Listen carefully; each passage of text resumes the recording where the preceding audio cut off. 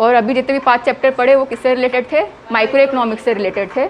और अभी जो चैप्टर नंबर 7 से लेकर जो भी 10 तक चैप्टर है वो मैक्रो इकोनॉमिक्स के है, यानी वो डायरेक्ट इंडिया की बात करेंगे। इंडिया की इनकम कितनी है ऐसा, और इंडिया में कितनी डिमांड होती है, इंडिया में एक्सपोर्ट इंपोर्ट कैसे होता है, अलग अलग चैप्टर में पढ़ा जाएगा। तो चैप्टर नंबर 7 का नाम है नेशनल इनकम। नेशनल इनकम नाम से ही लग रहा है नेशन की इनकम, देश की इनकम, मैक्रो इकोनॉमिक्स का कॉन्सेप्ट है ये।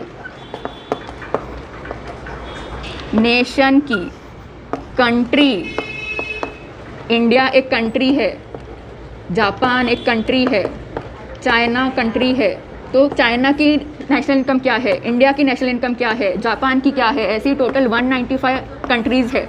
ये सब कंट्री कितना कमाती है एक साल में, एनुअल या इंडिविजुअल का तो अपन एक महीने का देखते हैं ना, सैलरी देखते हैं, लेकिन कंट्री के जब इनकम काउंट करते हैं तो वो एनुअल बेसिस पे देखते हैं, एक साल में ये पूरी कंट्री ने कितना कमाई नेशनल इनकम। तो इसमें अपने को इंडिया का थोड़ा पढ़ना है, इंडिया के बारे में, समझ गए। National income is nothing but it is a Nations income, बस इतना ही है। अभी इसके पेज नंबर 2 पैराग्राफ में टिक मार्क करो। अभी देखो ये छोटी बात तो है नहीं कि इंडिया इतनी बड़ी कंट्री है, इंडिया इतनी बड़ी कंट्री है, एक साल में ये इंडिया कितना कमाता है, इसको काउंट करना कोई छोटी बात नहीं है। पूरा कैलकुलेट कैसे करेंगे, इसकी कोई एक अलग से एकदम ऑर्गेनाइजेशन बनानी पड़ेगी, और ये ऑर्गेनाइजेशन में एकदम अच्छे अच्छे लोग को ऐड करना पड़ेगा, एंट्रेंस एग्ज़ाम से वो क्रैक करवा के वो लोग ये सारी रिस्पॉन्सिबिलिटी ले गए अलग अलग एरिया की। तो इसलिए ना नेशनल इनकम इंडिया का कैलकुलेट करने के लिए सबसे पहली जो कमेटी बनाई गई थी ना, उसका नाम था नेशनल इनकम कमेटी। ये कमेटी बनाई गई थी और ये कमेटी को पूरी रिस्पॉन्सिबिलिटी दे दिए, बोले कि ये तुम लोग का काम है कि इंडिया की नेशनल इनकम काउंट करने का, साल में कितनी जमा होता है पैसा। 1949 में national income committee, 1949।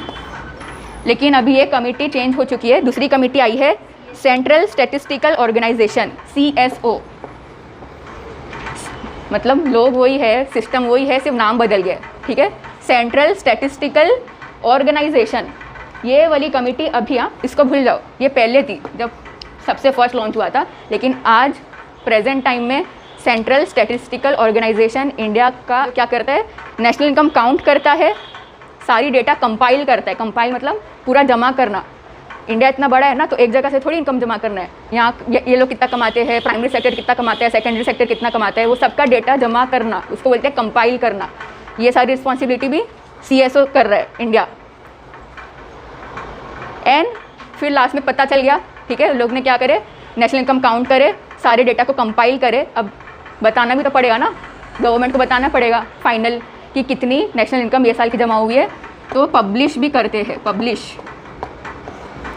Organisation, count करना, कंपाइल करना और पब्लिश करना इंडिया की इनकम को, सेंट्रल। ये तो पूरा ही पैराग्राफ है, ये ऑब्जेक्टिव्स में आएगा और कहीं ज़्यादा पूछेगा नहीं तुम लोग को।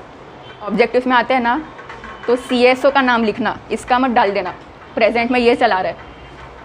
अब मीनिंग देखते हैं नेशनल इनकम का meaning. Modern economy is a money economy. आज के अपनी जो इकोनॉमी चल रही है वो सब कुछ पैसे से, पैसा दो सामान मिलेगा। Hence national income of a country is express in terms of money. Salary अपने बैंक में आती है तो अपन बोलते हैं ना कि 10,000 आया, 5,000 आया, तो ये मनी के फॉर्म में अपन बताते हैं, क्वांटिटी के फॉर्म में तो नहीं बताते ना कि 10 की 10 नोट आई, 50 की ऐसी आई, क्वांटिटी में नहीं बताते, डायरेक्ट मनी बताते कितना आया। तो नेशनल इनकम भी जो काउंट होता है अपने कंट्री का, वो भी ऐसे ही बोलते हैं, 1,000 करोड़, 5,000 करोड़, मनी के फॉर्म में बताते। यहाँ पे बस वही है कि national income is express in terms of money. The total income of a nation is called national income. In real terms, national income is the flow of goods and services produced in an economy during a year. Flow of goods and services, ये अपने को यहाँ पे पढ़ने का है, page number 62 में, circular flow of national income. देखो अभी देखा जाए तो अपनी जो इकोनॉमी चल रही है, फ्लो क्यों होती है, जैसे कि मैंने किसी से सामान खरीदी, ठीक है, मैंने अपना पैसा उसको दी, उससे सामान ली, अब वो पैसा उसकी सैलरी है, अब वो कुछ और खरीदेगा, वो कुछ और अपना सामान खरीदेगा और वो पैसा किसी और को दे देगा, वो उसकी सैलरी है। फिर वो ऐसे ही कर करके क्या रहता है, मनी सर्कुलेट होते रहते हैं इकोनॉमी में, मनी सर्कुलेट होते रहता है, गुड एंड सर्विस सर्कुलेट होती रहती है, तो उसी को बोलते हैं क्या, flow of goods and services. इतना ही है। अभी इसको थोड़ा अपने को डिटेल में आगे पढ़ने का, पेज नंबर 62 में पढ़ने का। अभी इतना बस ध्यान रखो, फ्लो आया तो एक का पैसा इधर इधर इधर इधर फ्लो के पूरा घूमते रहता है। लेकिन इसलिए ये कोई पैसा लॉक कर लेता है, घर में छुपा लेता है, या पिक्चर में देखे होगे ना कैसा कैसा लोग छुपाते हैं छत के अंदर, दीवार के अंदर, तो वो इलीगल है, क्योंकि जो पैसा है वो जब तक कंट्री में सर्कुलेट नहीं होएगा ना कुछ फ़ायदा नहीं। बस फिर यहाँ पे तुम लोग को 5 डेफिनेशन दिख रहे होंगे, उसमें से कोई एक डेफिनेशन तुम लोग को याद करने का रहेगा।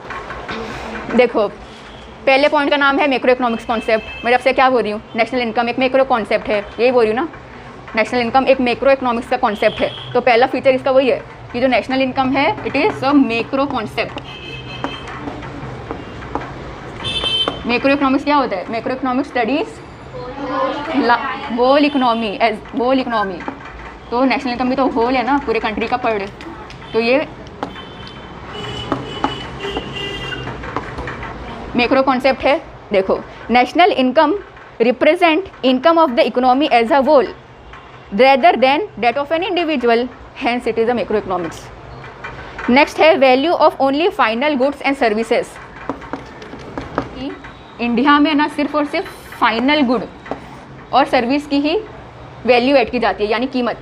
फॉर एग्जाम्पल देखो, एक होते हैं रॉ मटेरियल्स, या तो इसको इकोनॉमिक्स में दूसरा नाम से भी यहाँ पे लिखा है इंटरमीडिएट,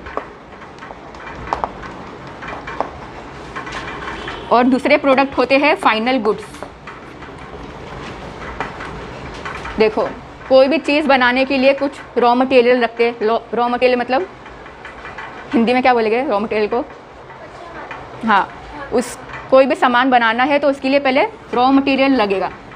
वो सारी चीज़ को जोड़ दिए, एक फाइनल गुड बन गया। डस्टर को बनाने के लिए इसके रॉ मटेरियल क्या है? ये कॉटन है, वुड है। वुड, कॉटन, गम, ग्लू, ये इसके रॉ मटेरियल है। ये सबको जोड़ देंगे तो फाइनल प्रोडक्ट बन गया। ठीक है, तो रॉ मटेरियल को क्या बोलते हैं? दूसरा नाम इंटरमीडिएट गुड। तो इंटरमीडिएट गुड कहीं भी लिखा हुआ है तो समझ जाना है रॉ मटेरियल है। ये सारे ऐसे गुड है जो कहीं लग के एक न्यू चीज़ बनाएंगे जो कि फाइनल होगी, जो डायरेक्ट कंज्यूम कर सकते। रॉ मटेरियल डायरेक्ट कंज्यूम नहीं कर सकते ना, वो कहीं यूज़ होती है। तो नेशनल इनकम में ना रॉ मटेरियल की प्राइस नहीं ऐड करते लोग। रॉ मटेरियल इंटरमीडिएट गुड की प्राइस ऐड नहीं करते हैं, डायरेक्ट फाइनल गुड की प्राइस ऐड करते हैं। क्यों ऐसा? क्योंकि फॉर एग्जांपल ये सब चीज़ बन रही है किधर पे?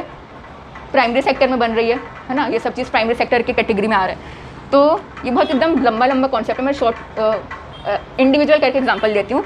जैसे फॉर एग्जांपल शर्ट का एग्जांपल ले लेते हैं। शर्ट एक फाइनल गुड है।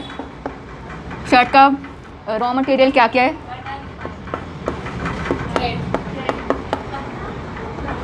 फैब्रिक और ऐसे ही समझो, और एक्सेट्रा, और ये सब जोड़ दिए तो अपना बन गया शर्ट, फाइनल गुड। तो देखो यहाँ पे भी बटन, थ्रेड, फैब्रिक, ये सब का कुछ ना कुछ प्राइस है ना, कुछ ना कुछ इन लोग की भी कुछ वैल्यू है। फॉर एग्जांपल ये सबको जोड़ के अपनी प्राइस हो रही है 100 रुपया। ये इंटरमीडिएट की क्या है? प्राइस है। ये सब चीज़ की प्राइस को ऐड कर रहे हैं, सारी चीज़ को कीमत, ये सारी चीज़ों की कीमत ऐड कर रहे हैं ना, तो समझो वो 100 रुपया है। ऐसा अभी मानो अभी ये सब चीज़ जुड़ गई और इसने शर्ट बन गया। अब ये शर्ट बिक रहा है बाज़ार में 250 रुपये का। ठीक है, 250 रुपये का ये शर्ट बिक रहा है। अभी नेशनल इनकम वाले जो है, सेंट्रल स्टैटिस्टिकल ऑर्गेनाइजेशन लोग, ये लोग क्या करेंगे? ये जो 200 रुपया है ना, ये वाली प्राइस ऐड करेंगे नेशनल इनकम में। इसको ऐड 100 रुपये को नहीं करेंगे। क्यों ऐसा? तुम लोग ही सोचो, लॉजिकल एकदम। हाँ, डबल काउंटिंग हो जाएगी ना, क्योंकि अगर नेशनल इनकम वाले ने रॉ मटेरियल का भी प्राइस और इसका भी प्राइस यानी 350 रुपया टोटल नेशनल इनकम में ऐड कर दिए, 250 + 100, वो चीज़ का रॉ मटेरियल की प्राइस भी लिए, फिर वो चीज़ बन गई और वो चीज़ मार्केट में जितने में बिक रही है वो प्राइस भी ले रहे, सब कुछ लेके फाइनल जो प्राइस हो रही है उसको नेशनल इनकम में जोड़ दिए, ऐड कर दिए, तो वो हो जाती है डबल काउंटिंग।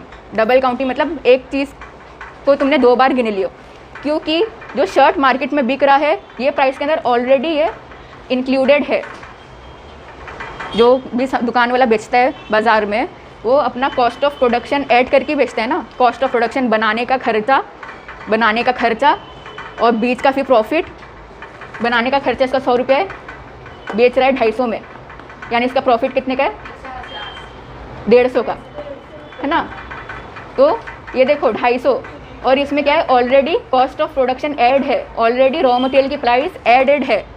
तो अगर नेशनल इनकम वाले ने दोनों को ऐड कर दिया तो डबल काउंटिंग हो जाएगी, और जो नेशनल इनकम को फाइनल मिलेगा वो ज़्यादा होगा, डबल होगा, झूठा होगा, नकली होगा। रियल में अगर 100 करोड़ होना चाहिए तो 200 करोड़ मिलेगा। इसलिए नेशनल इनकम में बस इतना तुमको याद रखना है, नेशनल इनकम में सिर्फ और सिर्फ only final goods and services की वैल्यू, प्राइस, मनी ऐड की जाती है, इंटरमीडिएट रॉ मटेरियल की नहीं। बस इतना याद रखना है। अभी इसको शॉर्ट में पढ़ लेते।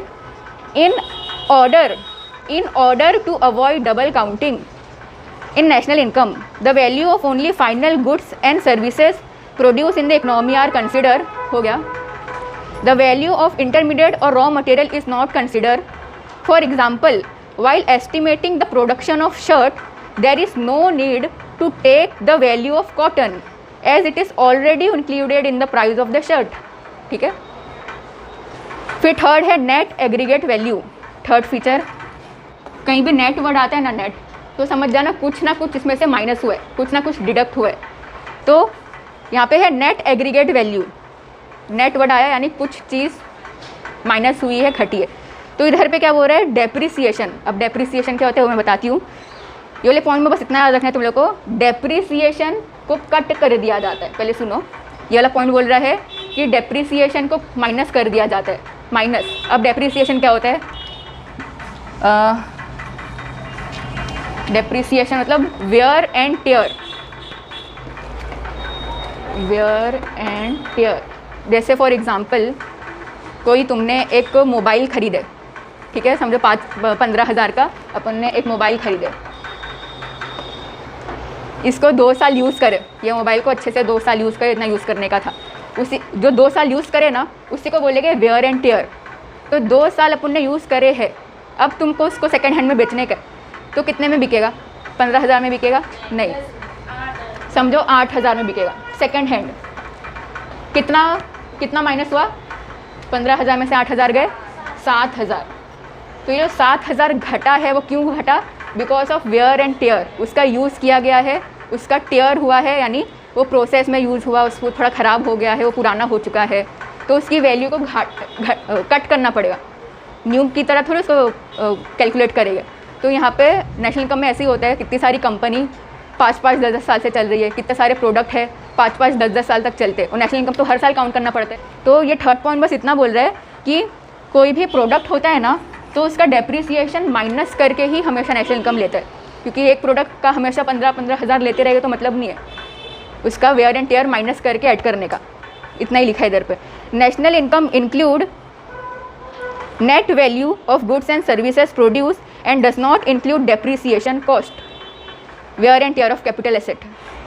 फिर नेक्स्ट है नेट इनकम फ्रॉम अब्रॉड। इसकी 4 लाइन टिक मार्क करने का है तुम लोग को सिर्फ। एक्स माइनस एम है ना, जो एक्स माइनस एम। नेट मैंने मतलब क्या बोली? नेट कहीं भी आया तो कुछ ना कुछ माइनस हुआ है। तो ये पॉइंट देखो क्या बोल रहे हैं, नेट इनकम फ्रॉम अब्रॉड, यानी बाहर की कंट्री से इंडिया ने कितना कमाया, इसको भी नेट में लेना है। नेट में लेना है, यहाँ पे लिखा है ऐसा x माइनस एम, है ना।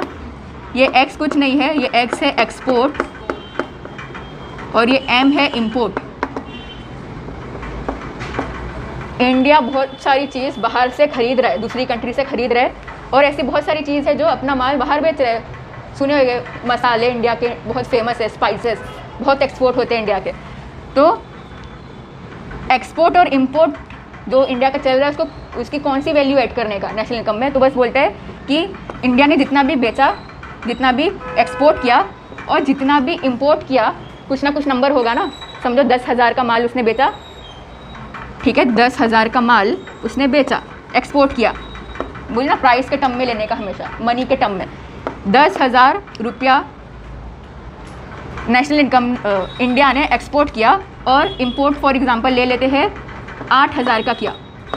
इंपोर्ट यानी बाहर की कंट्री से सिर्फ 8,000 का सामान खरीदा और अपनी कंट्री का 10,000 सामान दूसरे को भेजा। तो ये दो चीज़ को बस माइनस कर देने के, एक्सपोर्ट माइनस कर दो इंपोर्ट से, तो जो आंसर मिलेगा ये 2,000 क्या है, इंडिया का प्रॉफिट हुआ, इंडिया का प्रॉफिट हुआ ये 2,000। नेट इनकम फ्रॉम अब्रॉड, तो नेशनल इनकम में कौन सी चीज़ काउंट होएगी, ये 10,000 नहीं गिनेंगे, ये 8,000 नहीं गिनेंगे, ये दोनों को माइनस करके जो आंसर आएगा ना, ये वैल्यू जाएगी नेशनल इनकम के, जो भी कंप्यूटर होगा उसमें ऐड हो जाएगी। ठीक है, एक्सपोर्ट माइनस इंपोर्ट, जो भी आंसर आया वो नेशनल इनकम में ऐड हो जाएगा। फिर है फाइनेंशियल ईयर, ये बहुत ही ईजी है, यहाँ पे बस बोला है कि इंडिया का फाइनेंशियल ईयर क्या है, यानी कब से लेके कब तक, एक साल जो है, यानी 1 जनवरी से लेकर 31 जनवरी तक का टाइम नहीं, 1 अप्रैल से लेकर 31 मार्च पूरा एक साल हुआ, ये होता है फाइनेंशियल ईयर। यानी 1 अप्रैल से फाइनेंशियल ईयर शुरू हो जाता है और 31 मार्च को फाइनेंशियल ईयर ख़त्म हो जाता है, तो ये पूरा एक साल होता है, जहाँ पे पूरा कैलकुलेट होते रहता है, एक साल फाइनेंशियल ईयर है इंडिया का। फ्लो कॉन्सेप्ट है, वही बात है, मैं बोली फ्लो कॉन्सेप्ट क्या होता है, एक गुड सर्विस इधर से उधर बस सर्कुलेट होते जा रही है, मैंने किसी और को पैसा दी तो गायब नहीं हो गया, वो अब कहीं और जाएगा, वो किसी और के पास होगा, फिर वो कहीं और दे देगा, वो फ्लो होते रहेगा पूरे इंडिया में। फिर है money value, national income is always express in monetary term, monetary यानी money, in money term, it represent only those goods and services which are exchange for money. यहाँ पे बोल रहा है नेशनल इनकम में सिर्फ और सिर्फ वो चीज़ को ही इंक्लूड किया जा सकता है जिसकी कुछ पैसे की कीमत हो, वो सारी चीज़ नहीं जो भंगार है, ऐसी वो सारी चीज़ को नेशनल इनकम में कैलकुलेट नहीं किया जाएगा, इसकी वजह से पैसा ही नहीं मिल सकता।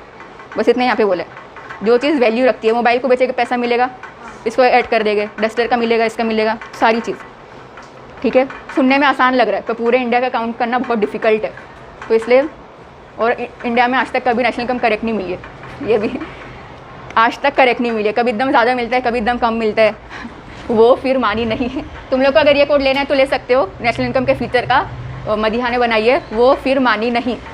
ये 3 चीज़ 2-2 बार है, और इसका फुल फॉर्म टेक्स्ट बुक से देख लेना, अगर जम रहा है तो ले लेना, अच्छा है वैसे।